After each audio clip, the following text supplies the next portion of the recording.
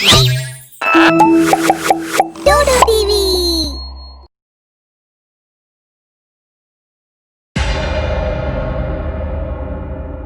मैनपुर गांव के मुखिया की बेटी की आज शादी है।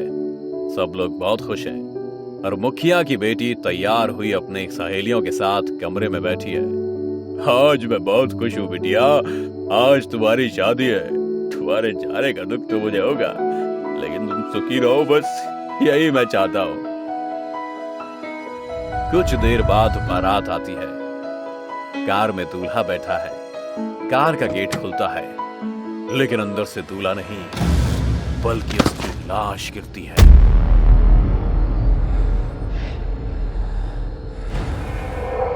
अमित के चेहरे पर चोट है, कटे फटे कपड़े हैं। अमित, ये भगवान, ये क्या हो गया अमित को?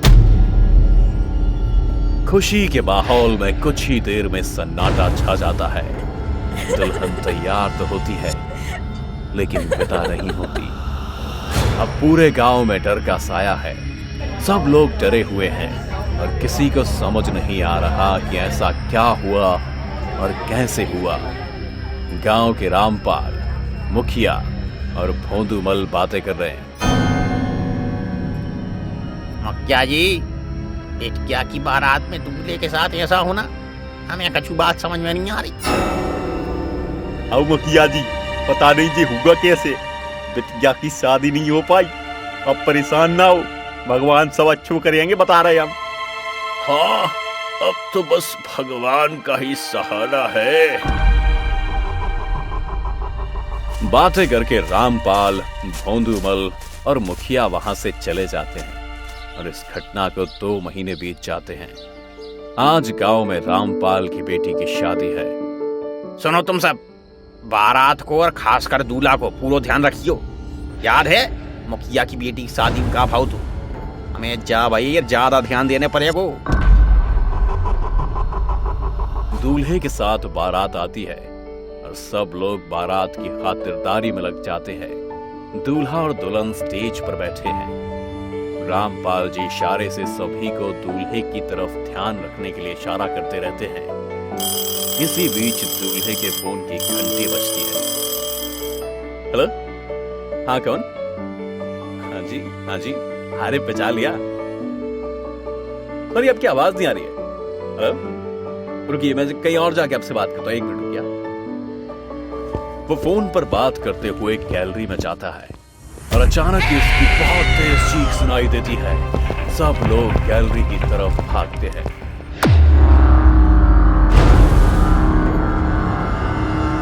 अरे ये क्या होगा? मेरी बच्ची के साथ ये क्या होगा? हे भगवान, मेरी बच्ची की शादी, हमारे होने वाले दामाद को कौन ने मार दो?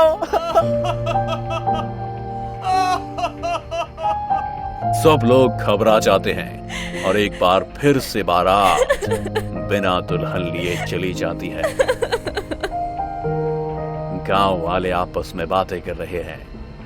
भोंदूराम, मुखिया, गांव की एक महिला, तीनों खड़े होकर बातें कर रहे हैं। हमारे गांव का नजारे कौन की नजर लग गई? पहले मुखिया, अब रामपाल की बेटी की शादी में बारात तो आई, पर दुल्हन को नहीं ले जा पाई। दूल्हा मर गया, वो भी जाने पता नहीं भगवान जाने कैसे।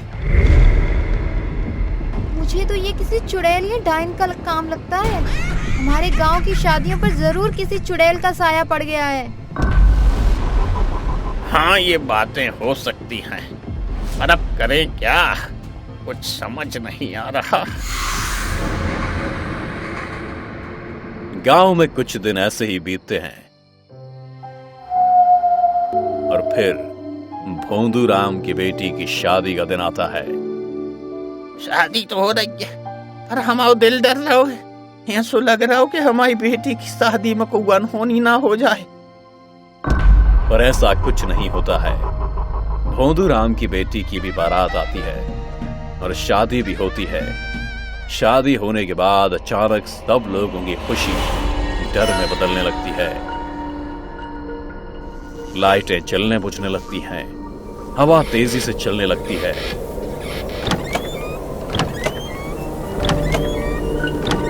कुछ लोगों के सर की पगड़ियां नीचे गिर जाती हैं और तभी आसमान में दिखाई देती है एक भयानक सी चुड़ैल जिसका आधा शरीर जला हुआ है।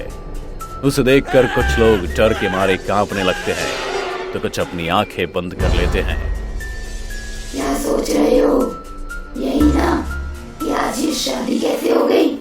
और अब तक जो शादी हो रही थी और उसमें दूल्हे को कौन मार रहा था? हाँ, मैं ही थी वो, मैं ही थी। मार डाला मैंने उन दोनों को और अभी यहाँ कुछ लोगों को मारना बचा है। भीड़ में खड़े 3 लोग, सुनीता, राजेंद्र और उनका बेटा रिंकू, चुड़ैल का पति, डरने लगता है। चुड़ैल उन तीनों लोगों की तरफ गुस्से से देखती है। क्यों? पहचाना तुम तीनों ने मुझे या नहीं पहचाना? मैं वही हूँ। तुमने तो पहचाना ही होगा रिंकू मुझे। तेरी तो बीवी थी मैं, और तूने और तेरे माँ बाप ने दहेज के लिए मुझे जला दिया था, मार डाला था, और आज मैं तुम तीनों को मार दूंगी। क्यों रिंकू? पति था ना तू मेरा, और तुम दोनों सास ससुर। कितना रोई थी मैं तुम्हारे आगे, कितनी बार कहा था छोड़ दो मुझे, पर तुम्हारा दिल नहीं पिघला। आज मेरा दिल भी नहीं पिघलेगा। ऐसा कहकर चुड़ैल उन तीनों को एक एक करके मार देती है। सुनीता, राजेंद्र और रिंकू, चुड़ैल का पति, उसके आगे हाथ जोड़ते हैं, पर वो नहीं सुनती है।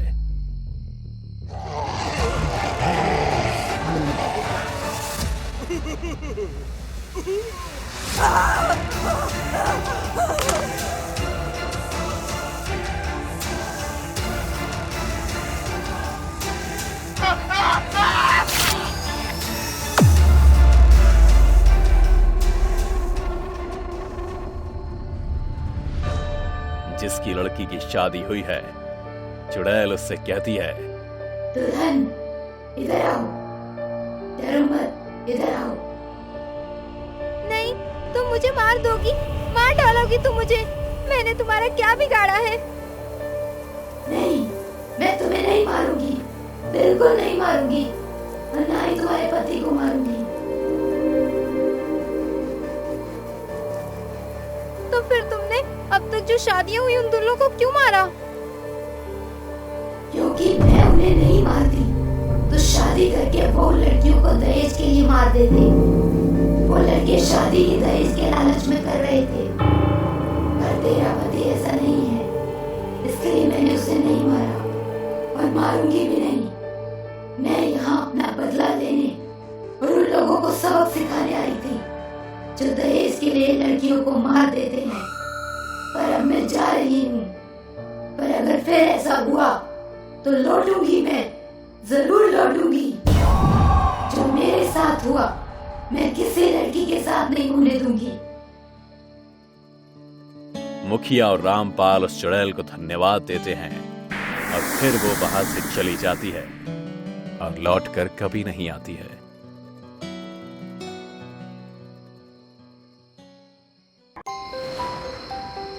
मंटू आज बहुत खुश था। आज उसकी शादी जो थी। माँ, आज जितना काम करना है कर लो, कल से तुम्हें एक काम न करने दूंगा। तो बेटा, क्या तेरी शहरी दुल्हन काम करेगी? हाँ, क्यों नहीं करेगी? मेरी माँ ने पूरी जिंदगी पहले ही बहुत तपस्या कर ली। अब शादी के बाद आप शहर चल के हमारे साथ रहोगे और आप कोई भी काम नहीं करोगे। बेटा, तूने इतना कह दिया यही बहुत है। तू जा और अपनी नई जिंदगी खुशी खुशी जी। कहाँ मुझ बुढ़िया के चक्कर में रहेगा। मैं यहीं इस कोठी में तेरे पापा की यादों के साथ रह लूंगी। अब जा, बहू तेरा इंतजार कर रही होगी। इतना कहकर माँ मंटू की बलाएं लेने लगती है और उसको उसके कमरे के बाहर छोड़ के आती है। मंटू एक्साइटेड होकर रूम में चला जाता है। अंदर जाते ही बहुत तेज हवाएं चलने लगती हैं, पर्दे उड़ने लगते हैं, दुल्हन की आंखों का कलर बदल जाता है, उसके चेहरे का रंग बदल जाता है और वो मंटू पर अटैक कर देती है। दूसरे दिन सुबह जब मां दरवाजा खोलती है तो देखती है मंटू मरा पड़ा हुआ है और बहू के हाथों में खून लगा है और दूर एक दिल पड़ा हुआ है। तूने मेरे बेटे को मार दिया। नहीं माँ जी, मैंने नहीं मारा। तो क्या रात में भूत आया था? माँ जी, मुझे कुछ याद नहीं। थोड़ी देर बाद पुलिस वहां पहुंच जाती है। मंटू की मां बहू की तरफ इशारा करते हुए कहती है, इंस्पेक्टर साहब, इसने मेरे बेटे को मार दिया। आप आराम से मुझे बताएं हुआ क्या है। कल मेरे बेटे की शादी हुई थी और इनकी सुहागरात थी और मेरे बेटे का खून हो गया। इसी ने मेरे बेटे को मारा है। इंस्पेक्टर साहब, मैंने नहीं मारा। मुझे तो कुछ याद भी नहीं। मैं तो मंटू से प्यार करती थी। मैं भला उसे क्यों मारूंगी? मैं भी तो बाहर वाले रूम में थी, कोई बाहर से आया ही नहीं। तो क्या भूत मार गया मेरे बेटे को? ये आपका जो केस है, इस तरह के पहले 5 केसेस रजिस्टर हो चुके हैं। हो सकता है आपकी बहू सही कह रही हो। मुझे नहीं पता कौन सही कौन गलत कह रहा है। मुझे मेरे बेटे का कातिल चाहिए। आप लोग शांत हो जाइए, हमें इन्वेस्टिगेशन करने दीजिए। सर, ये बिल्कुल उसी क्राइम सीन की तरह है जो हमने लास्ट टाइम इन्वेस्टिगेशन किया था ना। हाँ, देख लो, कुछ एक्स्ट्रा एविडेंस मिल जाए तो। वो लोग वहां इन्वेस्टिगेशन करके वापस पुलिस स्टेशन आ जाते हैं। सर, मैंने बॉडी को फॉरेंसिक टेस्टिंग के लिए भेज दिया है। ओके, पहले भी सारे फिंगरप्रिंट्स जो आए हैं वो दुल्हनों के ही थे और दुल्हनों को कुछ याद नहीं था। हाँ सर, 5 में से किसी दुल्हन को कुछ भी याद नहीं। कहीं कोई और चोर नजर नहीं आ रहा इस केस का। सर, इनोसेंट लोगों की जान चली गई है, लोगों का गुस्सा बढ़ रहा है और डर भी। अरविंद, ये 5वां केस है। अगर अब भी हम तय तक नहीं पहुंचे तो हमारे पुलिस डिपार्टमेंट की बहुत बदनामी होगी। सर, गांव में हल्ला है कि ये किसी भूत का काम है। ऐसा नहीं हो सकता। पर सर, आप भी सोचिए ना कि इतने दिनों में हमें इस केस का कोई लिंक क्यों नहीं मिल पा रहा। तुम किस बुनियाद पे बात कर रहे हो? सर, हर बार सुहागरात वाले दिन ही दूल्हा मर रहा है। सारे सबूत कहते हैं कि दुल्हन ही मर्डरर है, पर दुल्हन को कुछ याद नहीं रहता। आश्चर्य की बात तो है कि मंटू की दुल्हन हो या बाकी दुल्हन, इतनी आसानी से दूल्हों को पटक कर बिना किसी औजार के उसके सीने से दिल निकाल लेना, इतनी ताकत उसमें कहां से आ जाती है? और नाखून इतने खतरनाक हो जाते हैं क्या? फॉरेंसिक रिपोर्ट आ जाती है। उसे देखते हुए वो लोग बातें करते हैं। हाँ, जैसा सोचा था वही आया। ये खून भी दुल्हन के हाथों से ही हुआ है। अच्छा सुनो, पता करो गांव में अगली शादी किसकी है। सर, अगली शादी तो 15 दिन बाद आपकी है। उससे पहले किसी और की तो नहीं है। सब लोग डर रहे हैं। अभी सैटरडे को एक की थी, उसने कैंसिल कर दिया। अब तो आप ही की होगी। चलो अच्छा है, मेरी शादी में अब इस केस का रिजल्ट पता चलेगा। सर, आप कैसी बात कर रहे हो? आपको पता है ना कि आप मर भी सकते हो। अरे, इतने इनोसेंट लोग मर रहे हैं, किसी को तो बलि का बकरा बनना पड़ेगा। अब तुम ध्यान से मेरी बात सुनो। इंस्पेक्टर अरविंद को सारी प्लानिंग समझाता है। दोनों बात करते हैं और फिर 15 दिनों के बाद इंस्पेक्टर विवेक और अवनी की शादी की तैयारी हो रही है। इंस्पेक्टर के घर में फूल पत्तियों के डेकोरेशन के साथ सीसीटीवी कैमरे भी लगाए जा रहे हैं और इंस्पेक्टर के बेडरूम को अच्छे से सजाया जाता है। शादी के बाद जब वक्त आता है सुहागरात का, तब इंस्पेक्टर बड़ी हिम्मत करके आगे बढ़ता है। प्लानिंग के अकॉर्डिंग पुलिस फोर्स बाहर खड़ी रहती है। अरविंद भी अपने कुछ कलीग के साथ रूम के दरवाजे पर खड़ा रहता है। वो लोग सीसीटीवी कैमरे पर भी नजर रखे होते हैं। जैसे ही इंस्पेक्टर अंदर जाता है वैसे ही डरावना माहौल बन जाता है। अजीब अजीब सी आवाजें आने लगती हैं, आंधी तूफान आ जाता है, दुल्हन की आंखें काली हो जाती हैं और उसकी स्किन का कलर काला होने लगता है। इतनी सुंदर लड़की किसी चुड़ैल की तरह दिखने लग जाती है। अवनी, आने में बड़ी देर लगा दी। विवेक, जो अभी तक भूत प्रेत पर कभी भरोसा नहीं करता था, ये देखकर बहुत डर गया।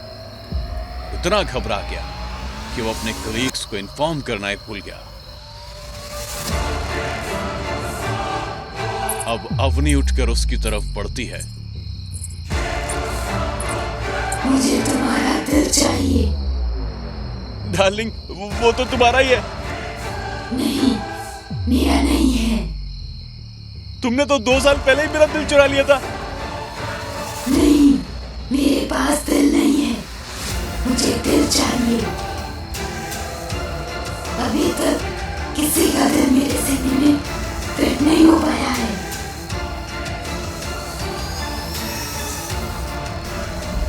इतना कहकर वो विवेक पर कूद जाती है, उसे जमीन पर पटक कर उसके ऊपर बैठ जाती है, उसके सीने पर मारने लगती है। आज ये दिल मेरे सीने में लग जाए, बस फिर मैं वापस पूरी हो जाऊंगी। मुझे ऐसे मार के तुम्हें दिल क्यों चाहिए? मैं तुम्हारी पसलियां तोड़ दूंगी और फिर दिल निकाल लूंगी। इसी बीच किसी तरह से विवेक अपने सहयोगियों को मैसेज भेजने में सफल हो जाता है। वो लोग दरवाजा खोलकर अंदर आ जाते हैं और अवनी को विवेक से अलग करके सोफे पर बांध के बैठा देते हैं। चलो अब आराम से बात करते हैं। तुम सब एक जैसे हो, बात करने का कोई फायदा नहीं। तुम्हें मेरा दिल क्यों चाहिए था? बाकियों को भी तुमने इसीलिए मारा क्या? हाँ, तो दिल तो तुमने सबका उनकी लाश के साथ ही छोड़ दिया। किसी का दिल मेरे सीने में फिट नहीं हुआ। तुम्हारा दिल कहाँ है? मेरे पति ने सुहाग रात वाले दिन मेरे सीने से दिल निकाल कर फेंक दिया था। तो तुम उसके किए की सजा दूसरों को क्यों दे रही हो? मुझे सारे दिलों में वही दिखाई देता है। तुम क्या चाहती हो? मुझे न्याय चाहिए। उसने शादी करके मुझे मार दिया और मेरे सारे अरमानों पर पानी फेर दिया। मैं तुम्हें न्याय दिलाऊंगा, तुम शांत हो जाओ पहले। उसने मेरी जिंदगी छीन ली और मैं शांत रहूं? उसने मुझे पहले मारा, फिर मुझे अपने घर के पीछे बगीचे में दफना दिया और मेरे घर वालों से आज भी पैसे मांगता है, उन्हें परेशान करता है। क्या नाम है उसका जिसने तुम्हारे साथ ये सब किया? जैसे ही अवनी आगे कुछ बोलती, उससे पहले अरविंद पुलिस फोर्स को साइड हटाते हुए आगे जाता। हटो हटो, मुझे देखने दो। अरविंद, अच्छा तो तुम आ ही गए मेरे पास। तू एक आत्मा है, तू मेरा कुछ नहीं बिगाड़ सकती। मेरे पास अवनी का शरीर है और मेरी ताकत। आज मैं तुझे नहीं छोड़ूंगी। अरविंद अपना पिस्टल निकाल लेता है। सब लोगों के सामने विवेक को गन पॉइंट पर रखकर बोलता है, बंद करो ये बकवास, इस इन्वेस्टिगेशन को यहीं रोक दो। अब इस केस को तांत्रिक बाबा ही सुलझा सकते हैं। तभी अवनी अपनी सारी रस्सियों को तोड़कर उड़ के आकर अरविंद पर कूद जाती है और जमीन पर लिटाकर मार मार कर उसके सीने से दिल निकाल लेती है और उसको अपने सीने से लगाते हुए खूब जोर से हंसती है और फिर बेहोश हो जाती है। दरअसल अरविंद ही उस आत्मा का पति था। विवेक अपने सहयोगियों के साथ उस बगीचे में जाता है जो उस आत्मा ने बताया था। पुलिस जब चेक करती है तो वहां उन्हें जमीन खोदने पर एक मानव कंकाल मिल जाता है। वो उसे निकलवा लेता है और सम्मान पूर्वक उसका अंतिम संस्कार करवाता है। तब जाकर उस आत्मा को शांति मिल जाती है और गांव में फिर कभी ऐसा कोई इंसिडेंट नहीं होता है। रात का वक्त है, बहुत तेज बारिश हो रही है, बिजली चमक रही है और रात के इस अंधेरे में बहुत तेजी से हवाओं को चीरती हुई एक गाड़ी चली आ रही है। और अचानक वो गाड़ी रात के अंधेरे में तेज आवाज के साथ एक पेड़ से टकरा जाती है। जो गाड़ी चला रहा होता है वो मर जाता है। टकराते ही गाड़ी का दरवाजा खुल जाता है और गाड़ी से एक आदमी का हाथ बाहर आता है। उसके हाथ में एक कांच की बॉल नीचे गिरती है और लुढ़कते लुढ़कते सड़क के किनारे पहुंच जाती है। अगले दिन सुबह जहां यह हादसा हुआ होता है वहां लोगों की भीड़ लग जाती है। कुछ लोग आपस में खुसफुसा रहे होते हैं तो कुछ लोग एक्सीडेंट को देखकर डर जाते हैं। तभी वहां से सिया और उसकी मम्मी सुषमा जा रहे होते हैं। अचानक से इतनी भीड़ को देखकर दोनों रुक जाते हैं। मम्मी, यहाँ क्या हुआ है? इतनी भीड़ क्यों है? बेटा, लगता है यहाँ कोई हादसा हुआ है। रुको, मैं देखती हूँ। जैसे ही सुषमा भीड़ के पास जाकर देखने लगती है तभी सिया को वो चमकती हुई बॉल सड़क के किनारे पड़ी हुई दिखती है जो कल रात एक्सीडेंट के वक्त मरने वाले इंसान के हाथ से गिर गई थी। ये क्रिस्टल बॉल कितनी अच्छी लग रही है। चलो, मैं इसे घर ले चलती हूँ। ऐसा कहकर सिया बॉल को अपनी पॉकेट में डाल लेती है। इधर एक्सीडेंट स्पॉट पर पुलिस आकर भीड़ में खड़े लोगों से पूछताछ करने लगती है। हाँ, आप में से किसी ने कुछ देखा? कोई जानता है गाड़ी किसकी है? कोई कुछ जवाब नहीं देता। इससे पहले एक पागल इंसान वहां से चिल्लाते हुए भागता है। ये सब उसी ने किया है और वो किसी को नहीं छोड़ेगी, किसी को नहीं। सब मरेंगे, सब मरेंगे। सिया और सुषमा दोनों माँ बेटी घर लौट आते हैं। सिया, उसके घर में उसकी मम्मी सुषमा, पापा मोहन और एक छोटी बहन दिया है। चारों का छोटा सा परिवार है।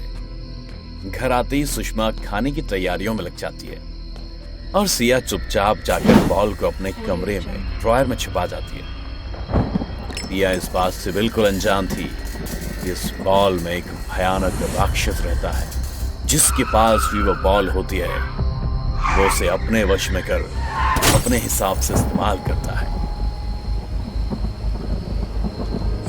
रात को जब सब सो जाते तो अचानक से सिया के कमरे में रोशनी आने लगती है। अरे, ये लाइट कहाँ से आ रही है? मुझे देखना चाहिए। सिया उठकर देखती है। अरे, ये लाइट तो उस ड्रॉर में से आ रही है जिसमें मैंने वो बॉल रखी थी। ऐसा कहकर सिया दराज खोलती है और देखती है कि वो क्रिस्टल बॉल चमक रही है। अचानक से सिया गिर जाती है और बॉल चमकना बंद हो जाती है। सिया के गिरने की आवाज सुनकर उसके माँ बाप दौड़ते हुए उसके कमरे में आते हैं। अरे बेटा सिया, क्या हुआ तुझे? तू गिर कैसे गई? पता नहीं पापा। चल उठ बेटा, उठ, बिस्तर पर आजा, सो जा तू। सिया को सुलाकर मोहन और सुषमा अपने कमरे में चले जाते हैं। इधर कुछ दिन बीत जाते हैं और अचानक से उनके घर में कुछ ना कुछ अजीब घटनाएं होने लगती हैं जिनसे सुषमा परेशान हो जाती है। मोहन उसे परेशान देखकर पूछता है, सुषमा, क्या हुआ तुम्हें? आजकल तुम बहुत परेशान रहती हो। मोहन, आपने शायद ध्यान नहीं दिया। 2-4 दिन से कुछ न कुछ अपशकुन हो रहे हैं। परसों जब मैं नींबू पानी बना रही थी और मैंने नींबू काटा तो वो नींबू अंदर से लाल निकला। रोज रात घर के दरवाजे पर बिल्ली रोती है। आज जब मैंने अखबार उठाने के लिए दरवाजा खोला तो अखबार पर खून लगा हुआ था। मुझे तो बहुत डर लग रहा है। तुम डरो मत, हम कुछ सोचते, सब ठीक हो जाएगा। मोहन ऐसा कहकर सुषमा को तसल्ली तो देते हैं, लेकिन असल में वो भी डरे हुए होते हैं क्योंकि उन्होंने भी कई बार घर में कुछ अजीब सा महसूस किया था। एक रात छोटी बेटी दिया की अचानक से आंख खुलती है और वो देखती है कि अलमारी के ऊपर कोई काला साया है। वो डर के मारे जोर से चिल्लाने लगती है और उसकी बड़ी बहन सिया उसके पास ही सोई होती है। वो उसे गले लगा लेती है। तभी उसके चिल्लाने की आवाज सुनकर सुषमा और मोहन भी आ जाते हैं।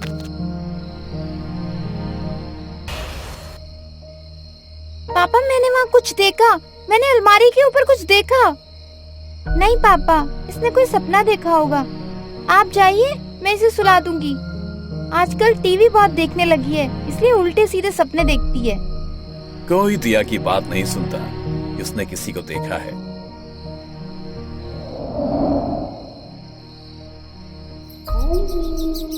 इसी बीच एक रात सुषमा पानी पीने के लिए कमरे से बाहर आती है तो अचानक से उसे भी कोई काला साया दिखता है और वो सीढ़ियों से गिर जाती है।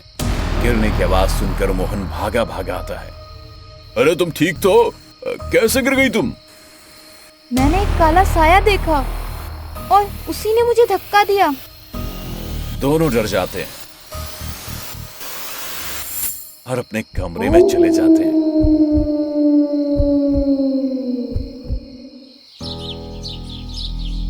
अगली सुबह मोहन को ऑफिस के काम से कहीं जाना होता है।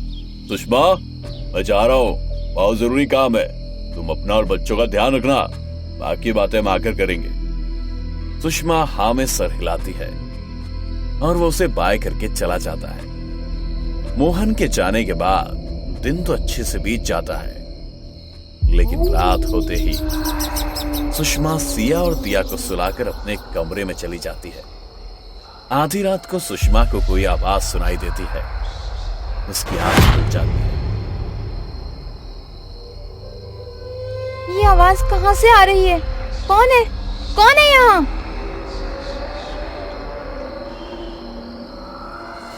वो और कुछ कह पाती, इससे पहले उसे अपने सामने एक बड़ा सा काला साया दिखाई देता है जिसकी दो लाल लाल आंखें हैं, दांत बाहर निकले हुए हैं, बड़े बड़े नाखून हैं, चेहरे पर बाल उड़कर उसे और डरावना बना रहे हैं। सुषमा कांपती आवाज से कुछ बोलने की कोशिश करती है पर बोल नहीं पाती। वो लड़खड़ाते कदमों से वहां से अपने बच्चों को बचाने के लिए भागती है। लॉबी तक पहुंचती है, लेकिन इससे पहले ही वो साया उसके पैर पकड़कर खींच लेता है।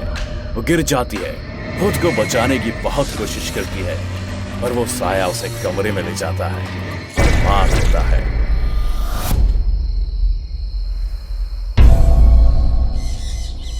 ये खबर सुनकर मोहन सुबह अपने घर पहुंचता है। पुलिस घर पर है। मोहन अपने बच्चों को गले लगाकर रोता है। इस बात को कुछ दिन बीत जाते हैं। वे तीनों अपने दुख को भुलाने की कोशिश कर रहे होते हैं। एक रात छोटी बेटी दिया की आंख खुलती है। उसे एक सुंदर सी गुड़िया दिखाई देती है। आओ, मेरे पास आओ। देखो मैं तुम्हें बुला रही हूँ, जल्दी आओ। दिया उस गुड़िया के पीछे पीछे चलने लगती है और उसके पीछे पीछे एक काला साया चलता है। आओ, मुझे पकड़ो। ऐसा कहते हुए दिया को सड़क तक ले जाती है। दिया उस गुड़िया के पीछे पीछे चल रही होती है, तभी एक गाड़ी उसे टक्कर मार देती है और वो मर जाती है। अगले दिन एक बार फिर घर में मातम का माहौल है। मोहन अभी अपनी पत्नी के गम से भी नहीं उबरा था कि उसने अपनी बेटी को भी खो दिया। मोहन घर को मनहूस कहकर अपनी एक बेटी सिया को लेकर कहीं और छोटे से घर में चला जाता है। दोनों अपने नए घर में होते हैं। तभी एक रात मोहन अपनी बेटी सिया के चिल्लाने की आवाज से उठता है। पापा बचाओ, मुझे बचाओ। वो भागा भागा आता है और देखता है कि कोई उसकी बेटी के बाल पकड़कर उसे हवा में उड़ा रहा है, लेकिन कोई नजर नहीं आ रहा है। मोहन जैसे अपनी बेटी के बाल काटकर उसे बचाता है और जोर से चिल्लाता है, कौन हो तुम? क्यों मेरे परिवार के पीछे पड़े हो? हमने तुम्हारा क्या बिगाड़ा है? मोहन को कोई जवाब नहीं मिलता, लेकिन मोहन के पीछे नजर आता है वो काला साया जो मोहन पर पीछे से वार करता है और उसे मार देता है। रात और अंधेरी हो रही है, तेज बारिश है और बिजली चमक रही है। सिया घर की छत पर हाथ में क्रिस्टल बॉल लिए खड़ी है। सिया के चेहरे पर लाइट पड़ती है। सिया के चेहरे में नजर आता है वो लाल लाल आंखों वाला काला साया, जिसके वश में होकर सिया ने पहले अपनी मां को, बहन को और फिर अपने पापा को मार दिया। सिया छत से कूदकर अपनी जान दे देती है और उसके हाथ से वो क्रिस्टल बॉल कहीं दूर गिर जाती है। सुबह पुलिस तहकीकात करने के लिए आती है और वो पागल वहां भी आकर चिल्लाते हुए भागता जाता है। इसको भी मार डाला, सबको मारेगी वो। वो क्रिस्टल बॉल सुबह एक लड़के को मिलती है तो वो उसे उठाकर अपनी जेब में डाल लेती है।